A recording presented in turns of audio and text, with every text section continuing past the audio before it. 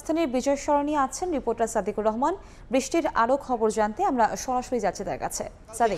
মুষলধারে বৃষ্টি হচ্ছে, আমরা দেখতে পেয়েছি যে সোয়া ৬টার পর থেকে কিন্তু যে বৃষ্টির যে তীব্রতা আসলে সেটা বেড়ে গিয়েছিল। এখন মাঝখানে কিছুটা সময় আসলে বৃষ্টি কমে গিয়ে আবারও কিন্তু সেই মুষলধারে বৃষ্টি হচ্ছে। আমরা যেটা দেখতে পাচ্ছি যে নগরীর বিভিন্ন স্থানে কিন্তু আসলে এই যে বৃষ্টির কারণে যান চলাচল কিন্তু যাত্রীবাহী গাড়ি, গণপরিবহন এবং যেই ব্যক্তিগত গাড়ির চাপ কিন্তু অনেক কম। যদিও প্রয়োজনে যারা বের হচ্ছেন তারা, বিশেষ করে যারা নিম্ন আয়ের মানুষ, তারা যারা প্রয়োজনে বের হচ্ছেন, বিশেষ করে গণপরিবহন এবং সিএনজির প্রতি যারা ঝুঁকছে তারা কিন্তু আসলে সমস্যায় পড়তে হচ্ছে তাদের।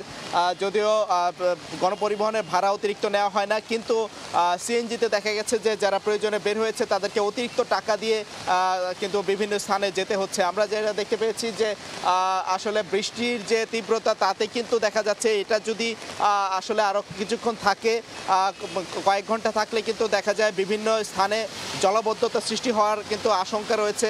আমরা আসলে যদি এখনো পর্যন্ত কোথাও জলাবদ্ধতা হতে দেখিনি, তারপরও কিন্তু এই মুষলধারে বৃষ্টি চললে কিন্তু সেটা সম্ভাবনা থেকে যায়। আমরা আসলে কয়েকটি স্থানের কথা যদি বলি, যে রাজধানীতে অল্প বৃষ্টিতে কিন্তু শনির আকড়া থেকে শুরু করে মিরপুরের কয়েকটি এলাকায় কিন্তু জলাবদ্ধতা সৃষ্টি হয়।